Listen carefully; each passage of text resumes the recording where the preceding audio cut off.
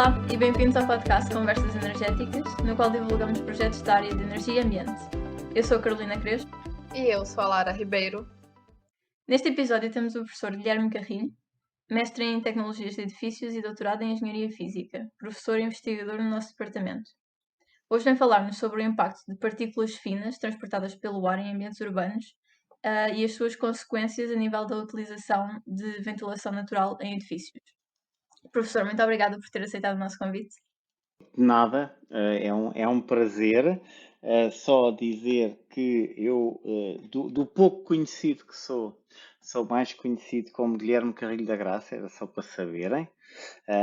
E tenho imenso gosto, né, em ver esta vossa iniciativa e, obviamente, em participar e discutir aqui este tema que a mim muito me agrada. Espero que vos agrade também a vocês. Muito obrigada. Portanto, nós gostaríamos de começar a entrevista a perguntar o que é que despertou o seu interesse para este problema das partículas e, em particular, nos espaços interiores.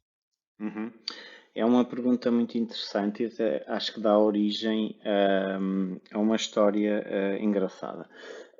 Este tema das partículas, eu a primeira vez que me confrontei com este desafio foi no contexto de um projeto em que eu participei como investigador há possivelmente 8, 10 anos, eu até estou agora aqui a ver exatamente, que era um projeto financiado pela Comissão de Energia da Califórnia, que se designa por California Energy Commission, e era um projeto que olhava para as possibilidades de poupar energia e evitar os impactos nefastos da energia no meio ambiente, no contexto da Califórnia, através do upgrade, da melhoria dos edifícios de serviço existentes, nomeadamente pegando em edifícios que eram fechados, todos em vidro, e tornando-os mais permeáveis, abrindo janelas. Esse projeto correu de 2012 a 2015, aproximadamente, e no contexto, nesse projeto participava um grupo do Lawrence Berkeley Lab, que é em São Francisco, em Berkeley, mas é junto a São Francisco, e nesse grupo do LBL estava um grande especialista neste tema que se chama Bill Fisk. E foi olhando um bocadinho para o trabalho que ele estava a fazer no contexto desse projeto, nomeadamente ele começou a olhar para o impacto das partículas e fez algumas avaliações simplificadas desse impacto, o impacto das partículas finas que estão no ar na saúde dos ocupantes dos edifícios e a relação que isso depois tem com a possibilidade de abrir a janela ou não.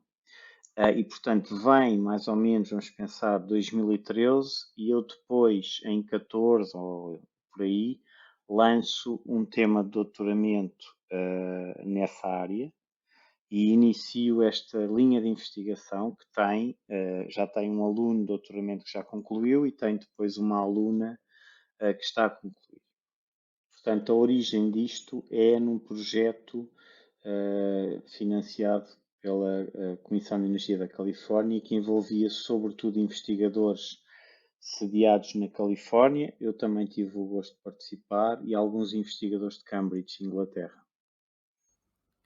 O professor pode explicar para os nossos ouvintes o que são as partículas PM2.5, de onde vêm e qual o efeito delas sobre a nossa saúde? Sim, é um tema bastante relevante, tendo em conta no fundo, o ambiente urbano em que vivemos todos. Quando nós pensamos em partículas finas, temos que ter, no fundo, presente um conjunto de escalas, ou seja, existem diversas escalas de partículas finas, ok? Mas tipicamente aquelas que nós consideramos problemáticas para a saúde são as que têm diâmetros aproximados inferiores a 2,5 micrometros, portanto 2,5 vezes 10 a menos 6 metros, ok? para termos uma ideia, porque eu acho que é extremamente difícil perceber estas escalas, eu falo por mim. Se pensarmos em areia fina da praia, ela poderá ter da ordem dos 90 micrometros, ok? Se pensarmos no cabelo, terá 50 a 70 micrometros e estas partículas têm apenas 2,5 micrometros ou microns. Neste espectro, portanto, destas partículas finas de diâmetro muito pequeno, tornam-se ainda mais problemáticas as partículas designadas por ultrafinas, que são partículas que estão abaixo do 0,1 micrometros. Portanto, temos aqui dois níveis, se quiserem, de partículas muito pequeninas. Temos as partículas finas, abaixo dos 2,5 micrometros, e as ultrafinas, abaixo do 0,1. Quer as finas, quer as ultrafinas, têm a particularidade de conseguir manter-se no ar, na atmosfera, e têm a particularidade de podermos ter partículas finas em Lisboa que vêm, estou a simplificar para perceberem, de Madrid. Eu não estou a dizer que é o que acontece, porque acho que nem é o caso, mas têm esta capacidade de voar, de suspensas no ar, percorrer largas distâncias. E, portanto, temos aqui um impacto de poluição muito vasto, não é? Porque não é local. É claro que nas cidades estes níveis das partículas finas podem ser ainda maiores. Porquê? E aqui chegamos à questão que é o que é que elas são, de onde é que vêm as partículas finas. No caso, vamos pensar da cidade de Lisboa, onde está a nossa universidade, as partículas finas vêm essencialmente de três origens. A combustão de motores e, sobretudo, motores diesel, que têm uma grande capacidade, infelizmente, geram muitas partículas finas e vocês conseguem ver isso até no escape, aquele fumo preto. São partículas que não são finas, são um bocado maiores, mas além dessas maiores que se veem como fumo preto, há muitas partículas finas e hiperfinas. Portanto, os motores de diesel, infelizmente, têm essa capacidade de fazer a geração das partículas finas, mas também os sistemas de travagem de todos os automóveis e autocarros, etc., os próprios pneus, e depois, num segundo nível, a combustão que possa ocorrer em centrais a carvão, que cada vez há menos, que já não estarão em Lisboa, mas poderão afetar-nos, a combustão de gás, a combustão de lenha e, obviamente, o fumo do tabaco. Ou seja, quando nós fumamos, estamos a respirar ar com partículas finas e ultrafinas e, portanto, podemos fazer uma analogia entre os efeitos nefastos do tabaco e os efeitos nefastos destas partículas finas. Quando chegamos às ultrafinas, que é abaixo do 0,1 micrometros, temos um problema muito grave e essas microfinas saem do tubo de escape, por exemplo, dos automóveis diesel, nos cigarros, estão presentes. Então, as microfinas conseguem penetrar na fronteira aqui, que são os alvéolos pulmonares, conseguem penetrar para a corrente sanguínea. Quando estão na corrente sanguínea, os efeitos na saúde são inúmeros. Portanto, digamos que quebra-se ali uma barreira e, portanto, temos aqui problemas, impactos na saúde, desde, se quiserem, o entupimento dos pulmões, mas aí era um caso extremo, mas é típico, se calhar, de quem fuma muito. Mas depois, o fumar não é só entupir os pulmões, é também fazer esta transição para a corrente sanguínea com poluentes, agentes externos, que têm depois uma série de impactos na saúde.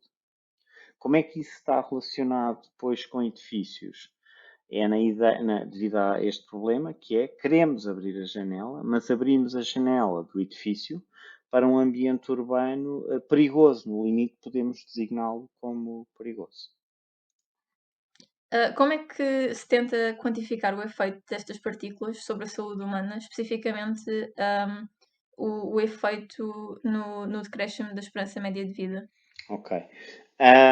Quando pensamos nessa questão, que é uma questão central quando pensamos nos impactos na saúde de respirar ar poluído por partículas finas e ultrafinas, no fundo é essa a questão, podemos recorrer a alguns estudos de grande qualidade que tiram proveito de coisas deste género.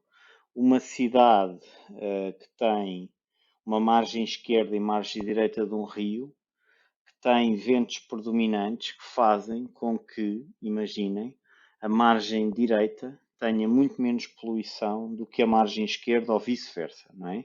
E, portanto, quando existe uma cidade assim, torna-se possível analisar na população residente e que trabalha em cada um dos lados da cidade, torna-se possível ver qual é a esperança média de vida, eliminar outros fatores e perceber qual é que é o impacto de um acréscimo no nível de partículas finas no ar, qual é o impacto desse acréscimo na esperança média de vida. Portanto, o ponto de partida é uma quantificação do impacto na saúde das pessoas, uma quantificação do impacto na saúde das pessoas da exposição a ar poluído. A partir desses estudos, o que é que depois se torna possível estudar no caso dos edifícios? Fazer simulações de um edifício que funcione com um sistema de ar-condicionado, que tem um consumo de energia relevante, mas que consegue filtrar as partículas finas e ultrafinas, mas sobretudo as finas, e desta forma criar um ambiente interior limpo. Ok, esta é a base. É um sistema de ar-condicionado de grande qualidade nestes estudos, que são simulações. Simulamos o ambiente interior em ar-condicionado de alta qualidade e comparamos com um ambiente que é poluído pelo outro cenário que é tipicamente procurado nos edifícios modernos, que é quando no exterior, imaginem, a temperatura está entre os 15 e os 25 graus, eu posso abrir a janela, desligo o ar-condicionado, poupo energia e tenho, alegadamente, maior qualidade de vida no interior. Ora bem, quando nós abrimos a janela, entra ar poluído, simulamos no motor de simulação de edifícios que funciona tipicamente em time steps de 1 minuto ou 10 minutos, simulamos um ano utilizando clima do local, da cidade, do edifício e utilizando níveis de poluição medidos naquela cidade, com redes de medição deste tipo de poluição que existem em muitos sítios, nomeadamente em Lisboa. Utilizamos esses dados e simulamos dois cenários. O cenário de um ocupante que trabalha num edifício que tem ar-condicionado sempre ligado e um segundo cenário do mesmo edifício com as janelas a abrirem sempre que possível e, devido a isso, poluindo o ambiente interior. O que é que nós vemos que é um bocadinho chocante? Esses estudos indicam que por cada hora de abertura de janela numa cidade razoavelmente, com um ar razoavelmente limpo, que será típico de uma grande parte das cidades, por exemplo, na Califórnia e na Europa, não todas, uma grande parte, temos um decréscimo da esperança média de vida de 2 minutos até 2 minutos por hora. Mas quando pegamos em cidades como seja Xangai, Beijing ou Delhi, encontramos valores de decréscimo de esperança média de vida por hora de abertura de janela que já assustam e atingem 6 minutos ou, numa metáfora mais simplificada, estar num edifício, numa sala de aula, num escritório em Delhi que tenha as janelas abertas é equivalente a fumar um cigarro por hora. Portanto, imaginem que trabalhamos 8 horas naquela cidade.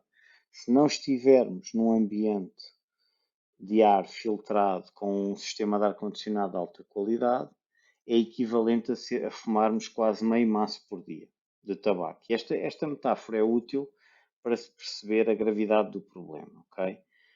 Já em Lisboa a coisa é muito mais amena e é mais parecido com um cigarro por dia. Mas isto dá-vos uma ideia da dimensão deste problema. Me surgiu uma curiosidade.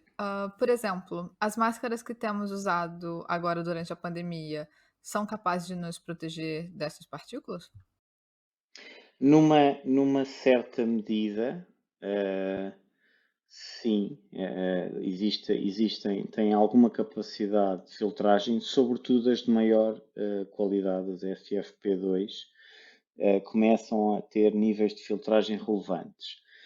No entanto, não seria, quer dizer, não temos, não é aquilo que nós desejamos, não é? Temos que estar com máscara no exterior, mas ainda mais, se calhar mais chocante, ter que o fazer no interior com máscaras de boa filtragem, que são as mais desconfortáveis, acho que todos temos tido essa experiência. Ter esse tipo de abordagem, embora ajude, acaba por ser difícil para todos nós, como está a ser, acho eu. E, portanto, perante esse desafio, e após um primeiro trabalho de investigação de um colega vosso, aqui da nossa mestrado, o Nuno Martins, após o Nuno Martins ter feito estudos sobre os impactos da poluição exterior no interior de edifícios que abriam as janelas, vamos pensar assim, e que não eram com ar-condicionado. Ou seja, depois de percebermos esses impactos, iniciou-se um outro trabalho, que é de uma aluna também do curso que está agora a concluir, que é a Ana Filipa Silva, e esse trabalho consiste no desenvolvimento de um filtro que se coloca na fachada dos edifícios, portanto, entre o exterior e o interior, e que permite a fácil, eu já explico o que quer dizer fácil, passagem do ar, porque é assim, tudo o que é ventilação natural eu não posso colocar um filtro. Aqueles filtros que nós estamos a usar agora no contexto da pandemia são os chamados filtros de tecido. Não é? Têm um tecido e exigem elevada pressão. Temos que empurrar o ar para ele passar. E os nossos pulmões têm, dependendo das pessoas, uma boa capacidade de gerar essa pressão, embora isso imponha depois um cansaço. Ficamos cansados, não é? Quando temos que fazer isso. Se pensarmos em ventilação natural, portanto, as forças que movimentam o ar são a flutuação, em que o ar quente sobe, empurra e puxa, etc., outras partículas de ar, ou então o vento.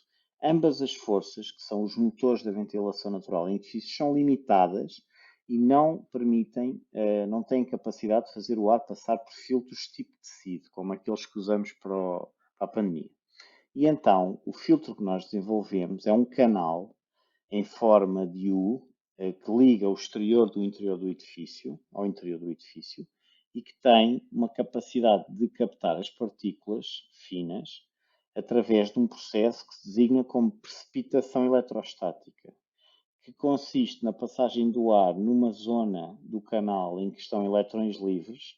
Esses elétrons agarram-se às partículas e depois as partículas são atraídas para uma carga positiva, que é um coletor. Portanto, é um sistema que utiliza um ionizador e um coletor para retirar as partículas do ar. Nós temos, na verdade, o nosso protótipo, que já foi testado em escala de sala. Uma caixa que tem aproximadamente o tamanho de uma mala de cabine dos aviões, quando se ia fazer viagens, para terem uma ideia, tem esse tamanho. É colocada na fachada do edifício, tem uma abertura para o exterior de 40 por 10 centímetros, uma boca, o ar entra, faz um percurso lá dentro em chicane e entra para dentro do edifício com 70% menos de partículas finas. Esse é o nosso nível de filtragem e isto é feito com uma dificuldade de passagem do ar, que é medida em pressão estática necessária para o ar passar, da ordem dos 2 Pascal, portanto, muito, muito reduzida. Nós temos uma capacidade de gerar com a nossa caixa torácica 100 Pascal ou mais, depende das situações. Para perceberem, portanto, não, é uma pressão muito, muito baixa. O professor já falou um pouco sobre o filtro que tem vindo a desenvolver e como funciona. Quais são as eventuais limitações deste filtro? Tem várias. Não, tem. Nós no filtro encontramos várias limitações. A primeira tem a ver com, digamos, o facto de não passar muito ar neste tipo de filtros. Ou seja, são filtros que não servem para eu ter uma sala de aula cheia de alunos que estão com calor e de repente eu tenho o ar a passar por aquele filtro em quantidades suficientes para que não fique calor dentro da sala. Portanto, este filtro tem quantidades de ar que são mais do tipo, assim, do seguinte tipo. Imaginem que tem a tal mala de cabine, que é o nosso filtro, é um bocadinho mais pequeno, na verdade. Essa mala e esse canal permite dar ar novo, ar da rua, filtrado, para aproximadamente 4 pessoas. Portanto, desde logo uma limitação deste filtro é que ele é sobretudo para termos ar novo ou para funcionar no outono, na primavera e não necessariamente no verão, em que as quantidades de ar necessárias são muito maiores e o canal não tem dimensão suficiente. Não é um processo que consiga fazer aquilo que nós chamamos de arrefecimento com ventilação. O que ele faz é trazer ar novo da rua através de ventilação natural. E isso é interessante, mas não proporciona muita capacidade de arrefecimento. Portanto, esta é a primeira limitação. E a segunda limitação está relacionada com as tradições da indústria da construção. Os edifícios são uma indústria muito pesada e pouco aberta às inovações. Portanto, eu diria que, mais do que uma limitação, o filtro tem aí uma grande barreira. É problemático essa capacidade de penetrar no mercado. Quão eficaz consegue ser este filtro na remoção de partículas? Nos testes que nós fizemos, atingimos uma eficiência de 70%, ou seja, 7 em cada 10 partículas não entram para o interior do edifício.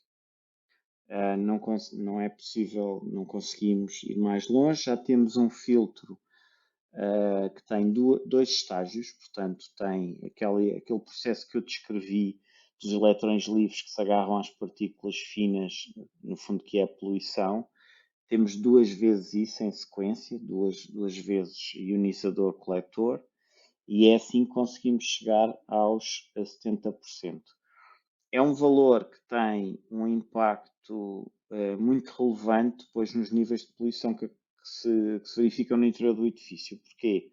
No interior do edifício o ar para e existe alguma precipitação das partículas no sentido de elas se pousarem na superfície e, portanto, ainda há alguns mecanismos que ajudam a reduzir um pouco a poluição no interior.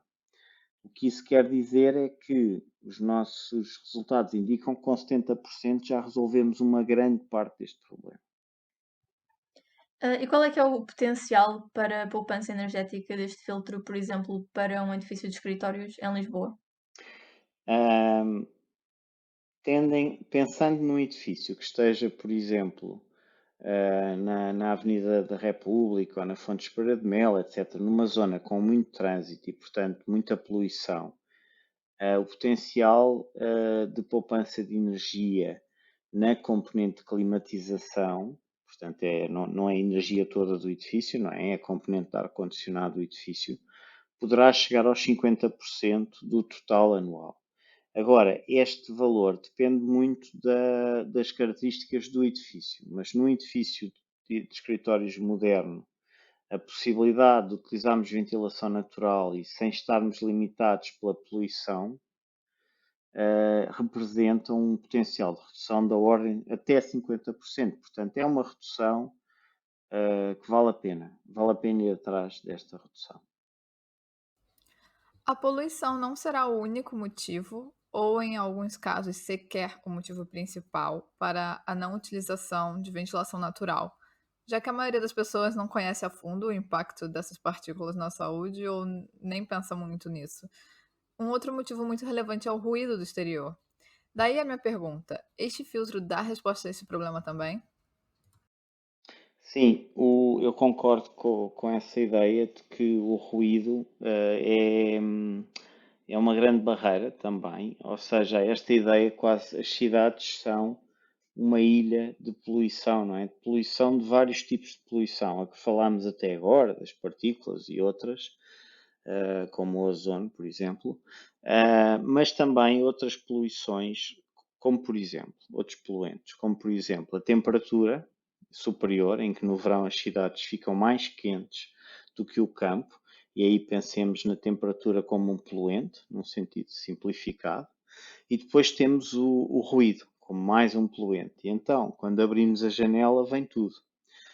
E eu concordo a 100% com esse problema. No caso deste filtro, ele por ter um canal, uh, permite ter uma zona do canal com absorção acústica e, portanto, a capacidade deste filtro proporcionar um canal insonorizado que isola o exterior do interior foi pensada desde o início. Essa é a componente que ainda não medimos no laboratório.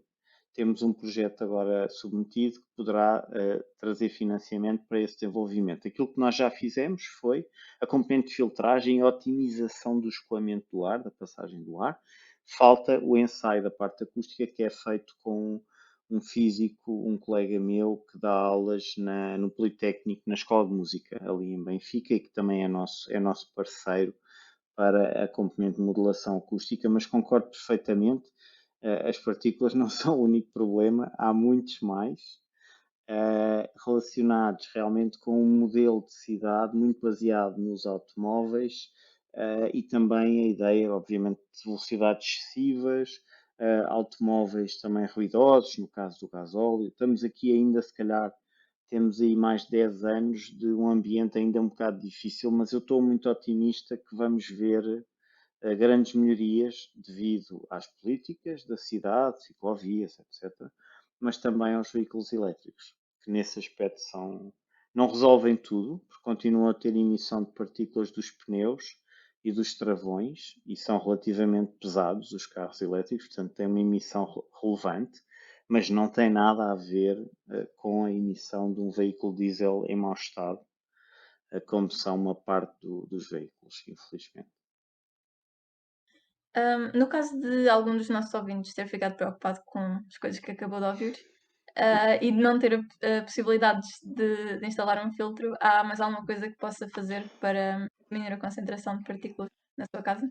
Na casa existe uma solução muito. Bom, vamos lá ver. Obviamente que fechar as janelas, infelizmente, é uma solução, mas não é desejável. Mas aquilo que também tem sido uma evolução muito boa na questão do qualidade do ar em ambientes domésticos são os filtros de recirculação para instalar dentro de casa.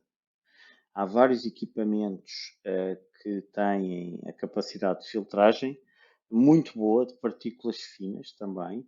É claro que o preço não é muito baixo, começarão na ordem dos 150 euros e vão depois até aos 400, 500, mas que são equipamentos que conseguem, circulando o ar de dentro da sala, vamos supor, reduzem brutalmente os níveis de partículas no interior.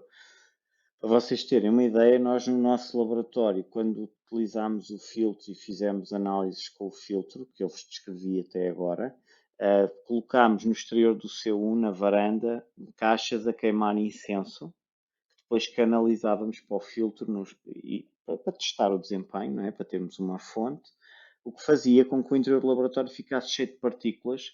Portanto, quando queríamos começar um novo ensaio, não tínhamos um ambiente interior normalizado. Para normalizar, comprámos um filtro de alta qualidade, com um ventilador, uns elementos de filtragem que são substituíveis, e com esse filtro conseguíamos, em aproximadamente meia hora, limpar o ar do interior. Okay? Portanto, obviamente que é melhor sempre controlar os poluentes na fonte, daí esta ideia do filtro na fachada estar a atuar na fonte dos poluentes que vêm de fora para dentro, mas dá soluções interessantes e muito boas para o interior que também podem ir ao encontro deste desafio. Mas, de facto, uma das coisas que nós temos que fazer na cidade é, se pudermos, escolher muito bem a zona onde vivemos. Porque há diferentes zonas onde a poluição se concentra mais. E isso é visível normalmente porque são zonas da cidade em que os edifícios têm a fachada suja porque estas partículas também se depositam e conseguimos, ao fim de anos, ver que elas estão ali. Uma zona muito suja, por exemplo, é o Val de Alcântara, a Avenida de Ceuta, aqui assim ao pé do Rio, okay? Ao pé daquele novo hospital, que foi agora mais ou menos polémico, porque é grande e branco. Todo esse vale tem uma capacidade de puxar a poluição de Lisboa em direção ao Rio, o que faz com que os edifícios que estão para esse vale estejam muito sujeitos à poluição. Isso é um exemplo que não é muito intuitivo, mas que achar que era mau, mas basta ver a cor de todos aqueles edifícios ali em Alcântara para perceber que algo de errado se passa ali, né, nesta área. O professor citou sobre fechar as janelas das nossas casas e isso me fez lembrar de um professor que eu tive.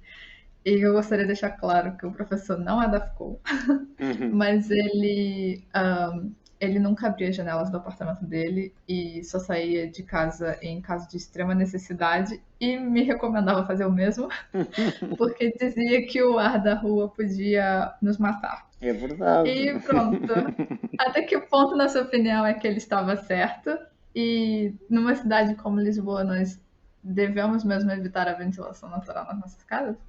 Podemos chegar a esse ponto. Olha, um exemplo que é mau, eu não acho que ele estivesse certo, porque quer dizer, acho que era muito radical o ponto de vista, não é? Ele estava muito focado num problema e se calhar ia gerar outros problemas, e nesse sentido perdíamos aqui um equilíbrio, mas não estava errado. Eu tenho uma experiência de ir da Infante Santo, aqui ao pé de Alcântara, precisamente, para a faculdade de bicicleta. E passado uns anos de o fazer, comprei uma bicicleta elétrica. E uma das razões é que quando eu fazia esforços e respirava o ar dos automóveis, aquilo era absolutamente chocante. Sobretudo quando havia episódios de calor no inverno, altura em que os carros fazem muita regeneração dos catalisadores, que são dos filtros de partículas, queimando as partículas que se acumularam nos filtros. Portanto, os carros, a maioria dos carros que agora circulam, têm filtros de partículas também, e portanto as partículas ficam lá, e na medida em que nós vamos tirar com uma pá, elas têm que desaparecer como? Através da alta temperatura, queimando as partículas. E, portanto, os carros, quando têm determinadas condições de temperatura e utilização do carro, queimam as partículas. E isso acontece muito quando está calor no inverno. De repente vem calor, também devido às alterações climáticas, e os carros começam a fazer isso e o ar fica impossível. Portanto, eu aí sabia que andar de bicicleta era muito pior do que ir de carro para o trabalho, provavelmente.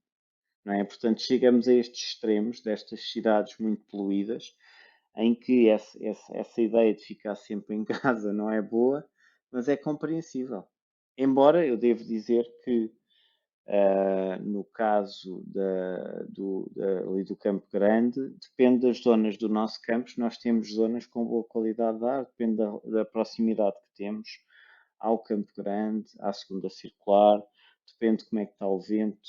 O vento é sempre bom para melhorar a qualidade do ar, assim de uma forma simplificada. São duas coisas, o vento e a chuva. O que é mau? É ar estagnado, porque obviamente acumula os poluentes. Não há muito a fazer nesse aspecto.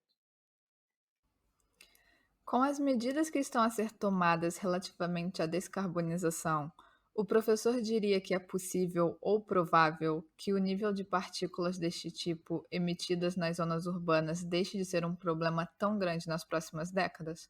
Sem dúvida que sim. Portanto, eu diria que daqui a 10 anos vamos ter um cenário muito melhor, por duas razões.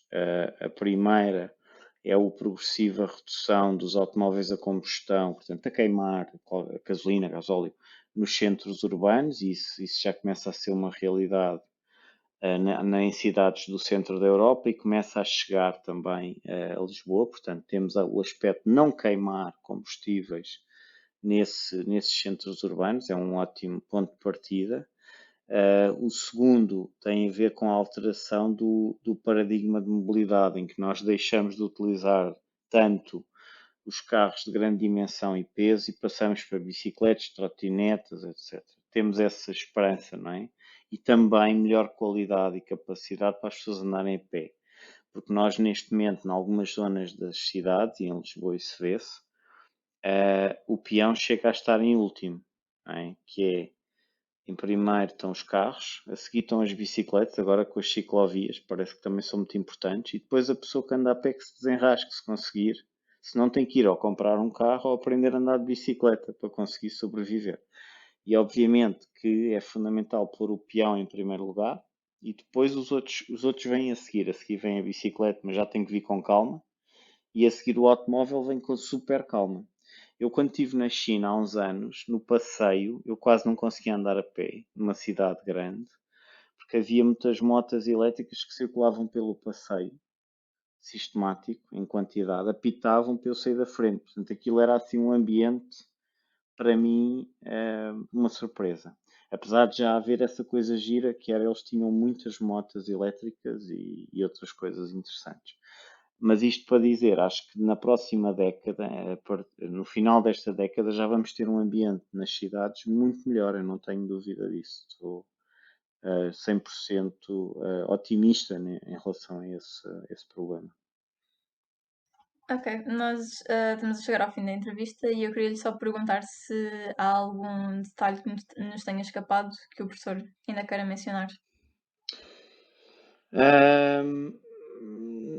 Quer dizer, não, acho que existe aqui uma necessidade realmente de melhorar muito o ambiente das cidades.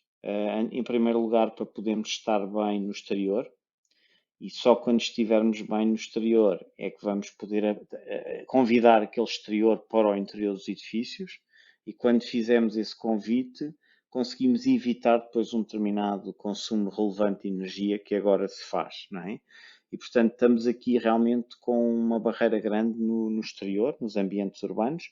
A dizer também aos alunos e aos ouvintes, neste caso, que são sobretudo os alunos, e não são todos, são os mais interessados, e as alunas, a dizer que nós vamos iniciar 2 disciplinas na licenciatura, que vocês já não vão a tempo de frequentar, mas é interessante saberem que vão existir, que vão iniciar-se para o ano, que eu vou dar, vou começar por ser eu a dar as cadeiras, não serei sempre, que é a transição energética no primeiro ano, em que vamos discutir o desafio, não é, de sair dos combustíveis fósseis e ir para as renováveis.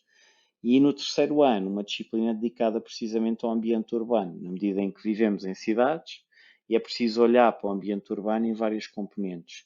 A qualidade do ar, qualidade térmica e acústica também. Portanto, estes temas que tivemos aqui a falar também já estão a ser incorporados na nossa licenciatura, que é interessante, acho eu. Esperança para o futuro.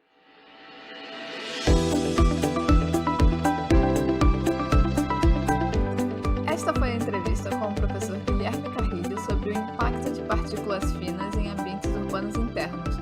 Muito obrigada mais uma vez pela sua participação, professor. E aos nossos ouvintes, muito obrigada e até o próximo episódio.